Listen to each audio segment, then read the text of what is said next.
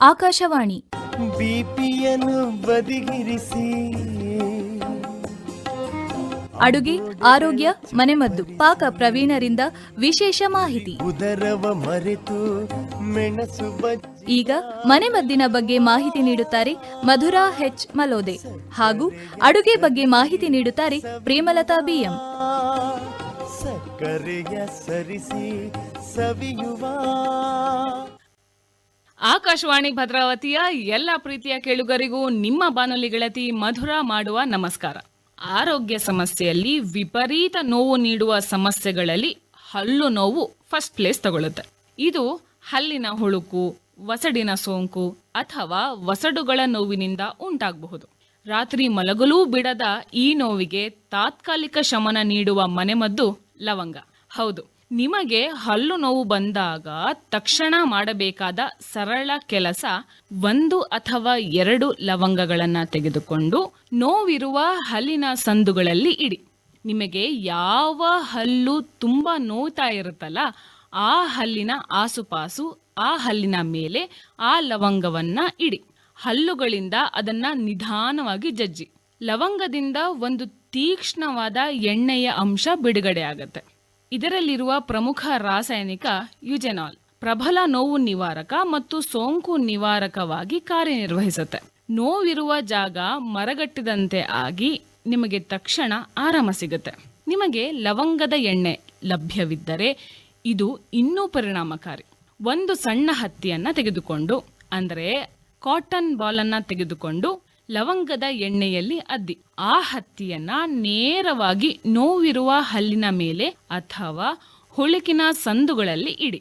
ಎಣ್ಣೆ ವಸಡುಗಳಿಗೆ ತಾಗದಂತೆ ಎಚ್ಚರ ವಹಿಸಿ. ಲವಂಗದ ಎಣ್ಣೆಯ ಬಳಕೆಯು ನೋವು ನಿವಾರಣೆಗೆ ತ್ವರಿತ ಪರಿಹಾರ ನೀಡುತ್ತೆ. ಹಲ್ಲು ನೋವು ಇದ್ದಾಗ ಉಪ್ಪು ಮತ್ತು ಉಗುರು ಬೆಚ್ಚಗಿನ ನೀರನ್ನ ಬೆರೆಸಿ ಬಾಯಿಯನ್ನ ಮುಕ್ಕುಳಿಸೋದ್ರಿಂದ ನೋವು ಮತ್ತು ಊತ ಕಡಿಮೆಯಾಗುತ್ತೆ. ಬಿಸಿ ಮತ್ತು ತಣ್ಣನೆಯ ಆಹಾರಗಳನ್ನು ಸೇವಿಸೋದನ್ನು ಸಂಪೂರ್ಣವಾಗಿ ತಪ್ಪಿಸಿ. ಹಲ್ಲಿನಲ್ಲಿ ಆಹಾರ ಕಣಗಳು ಸಿಕ್ಕಿ ಹಾಕಿಕೊಳ್ಳದಂತೆ ನೋಡಿಕೊಳ್ಳಿ. ಇದು ನೋವು ಹೆಚ್ಚಾಗೋದನ್ನ ತಡೆಯುತ್ತೆ.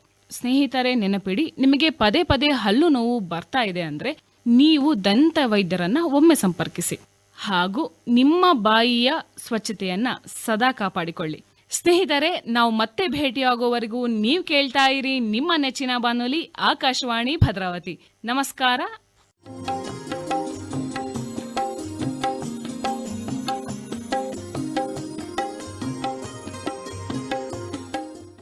ಆತ್ಮೀಯ ಕೇಳುಗರಿಗೆಲ್ಲ ನಿಮ್ಮ ರೇಡಿಯೋ ಗೆಳತಿ ಪ್ರೇಮ ಸಲೇರಾಮಣವ ನಮಸ್ಕಾರಗಳು. ಅಡುಗೆ ಆರೋಗ್ಯ ಕಾರ್ಯಕ್ರಮಕ್ಕೆ ಪ್ರೀತಿಯ ಸ್ವಾಗತ.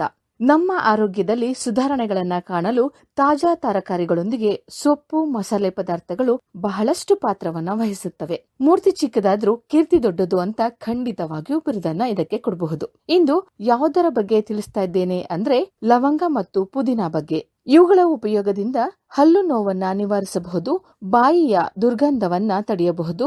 ಹಾಗೆ ಇವುಗಳ ಮತ್ತಷ್ಟು ಉಪಯೋಗಗಳನ್ನ ತಿಳಿಯೋಣ ಬನ್ನಿ. ಪುದೀನಾ ಇದು ಕೇವಲ ಸಸ್ಯವಲ್ಲ, ಅನೇಕ ಔಷಧೀಯ ಗುಣಗಳಿಂದ ಕೂಡಿದೆ. ಆಹಾರದಲ್ಲಿ ಸೇವಿಸುವುದರಿಂದ ರೋಗ ನಿರೋಧಕ ಶಕ್ತಿಯನ್ನ ಹೆಚ್ಚಿಸಿ ಚರ್ಮದ ಆರೋಗ್ಯವನ್ನ ಸುಧಾರಿಸುವುದು. ಆಯುರ್ವೇದ ಮತ್ತು ಮನೆಮದ್ದಿನಲ್ಲಿ ಪುದೀನಾ ಎಲೆಯನ್ನ ವಿಶೇಷವಾಗಿ ಬಳಸಲಾಗುತ್ತೆ. ಇದರಲ್ಲಿ vitamin A, vitamin C, vitamin B complex ಅನ್ನ ಹೊಂದಿದೆ. ಹಾಗೆ ಇದರಲ್ಲಿ ಮೆಂಥಾಲ್ ಮತ್ತು ಫೈಟೋ ನ್ಯೂಟ್ರಿಯೆಂಟ್ಗಳಿವೆ. ಇವು ಕಿಣ್ವಗಳಿಗೆ ಆಹಾರವನ್ನ ಜೀರ್ಣಿಸಿಕೊಳ್ಳಲು ಸಹಾಯ ಮಾಡುತ್ತವೆ.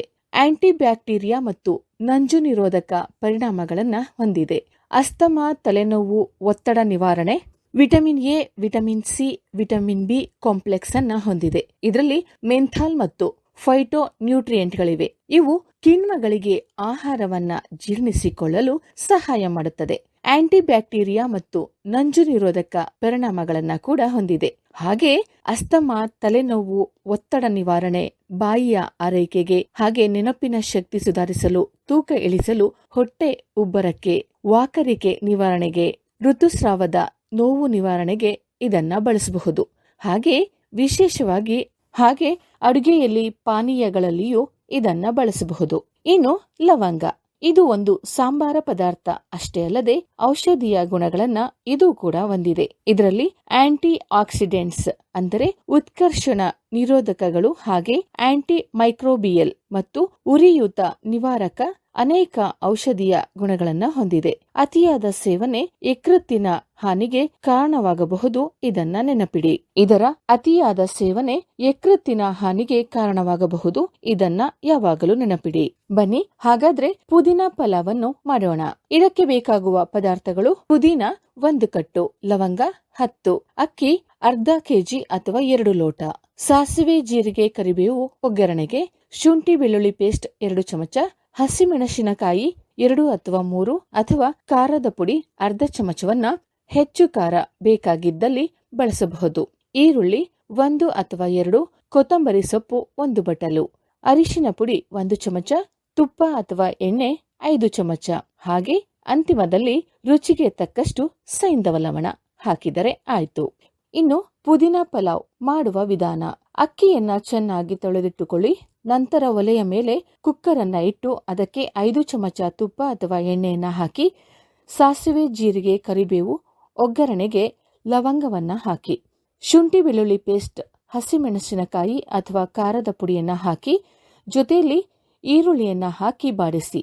ಇದಕ್ಕೆ ಅಕ್ಕಿ 4 ಲೋಟ ನೀರನ್ನ ಹಾಕಿ, ಅರಿಶಿನ ಪುಡಿ, ಸೈಂಧವ ಲವಣ ಹಾಕಿ ಮುಚ್ಚಳವನ್ನ ಮುಚ್ಚಿ 3 ವಿಷಲ್ ಕೂಗಿಸಿ. ಈಗ ಬಿಸಿ ಬಿಸಿಯಾದ ಘಮಘಮಿಸುವ ಪುದೀನ ಪಲಾವ್ ಸವಿಯಲು ಸಿದ್ಧ. ನಿಧಾನವಾಗಿ ಹಲ್ಲುಗಳ ಮಧ್ಯೆ ಜಗಿದು ತಿಂದಾಗ ಔಷಧೀಯ ಗುಣಗಳು ಅಲ್ಲಿನ ರಂಧ್ರದೊಳಗೆ ಹೋಗಿ ಉತ್ತಮ ಫಲಿತಾಂಶವನ್ನ ನೀಡುವುದು. ಹಾಗಾದ್ರೆ ಎಲ್ಲರೂ ಪುದೀನ ಪಲಾವ್ ಮಾಡ್ಕೊಳ್ತೀರಾ ಅಲ್ವಾ? ಮತ್ತೆ ಮುಂದಿನ ವಾರ ಮತ್ತೊಂದು ಆರೋಗ್ಯಕರ ಅಡುಗೆಯೊಂದಿಗೆ ಬರ್ತೀನಿ. ಕೇಳ್ತಾ ಇರಿ ಆಕಾಶವಾಣಿ ಭದ್ರಾವತಿ. ಎಲ್ಲರಿಗೂ ಧನ್ಯವಾದಗಳು. ಹಿಂದೋಳ ರಾಗದಲ್ಲಿ ದೋಸೆಗಳ ಘಮ ಘಮದಿ. ಇದುವರೆಗೂ ಅಡುಗೆ ಆರೋಗ್ಯ ಮನೆಮದ್ದು ಪಾಕ ಪ್ರವೀಣರಿಂದ ವಿಶೇಷ ಮಾಹಿತಿ ಕೇಳಿದಿರಿ. ಸರಿಸಿ ಸವಿಯುವ ಮನೆಮದ್ದಿನ ಬಗ್ಗೆ ಮಾಹಿತಿ ನೀಡಿದವರು ಮಧುರಾ ಹೆಚ್ ಮಲೋದೆ ಹಾಗೂ ಅಡುಗೆ ಬಗ್ಗೆ ಮಾಹಿತಿ ನೀಡಿದವರು ಪ್ರೇಮಲತಾ ಬಿಎಂ. ಕಾರ್ಯಕ್ರಮದ ನಿರ್ವಹಣೆ ಎಸ್ಆರ್ ಭಟ್, ಸಹಕಾರ ವತ್ಸಲ. ಈ ಕಾರ್ಯಕ್ರಮ ಆಕಾಶವಾಣಿ ಭದ್ರಾವತಿ ಕೇಂದ್ರದಿಂದ ಮೂಡಿಬಂತು.